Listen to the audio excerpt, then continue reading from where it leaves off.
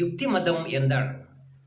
മതബോധമുള്ളവൻ പരമാവധി മദ്യം ഒഴിവാക്കി മാന്യനായി ജീവിക്കാൻ തയ്യാറാകുമ്പോൾ യുക്തിവാദി പരമാവധി മദ്യം മോന്തി അഭിരമിച്ച് അടിച്ചു പൊളിക്കാനാണ് മുന്നോട്ട് വരുന്നത്. മതബോധമുള്ളവൻ അന്യസ്ത്രീയുടെ ചാരിത്രം നശിപ്പിക്കുന്നതും വ്യഭിചരിക്കുന്നതുമൊക്കെ കൊടിയ പാപമായി കരുതുമ്പോൾ യുക്തിവാദി മൈ ബോഡി മൈ ചോയ്സ് എന്ന് പറഞ്ഞ് തലതിരിഞ്ഞതും കുത്തഴിഞ്ഞതുമായ നയമാണ് അവൻ കൈക്കൊള്ളുന്നത്.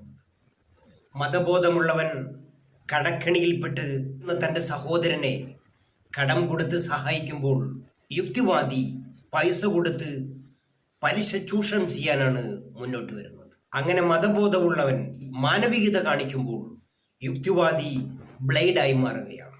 ബന്ധവും സ്വന്തവും നോക്കാതെ ആരെ വേണമെങ്കിലും എപ്പോൾ വേണമെങ്കിലും ഭോഗിക്കാമെന്നാണല്ലോ, അതാണ് യുക്തിമതം.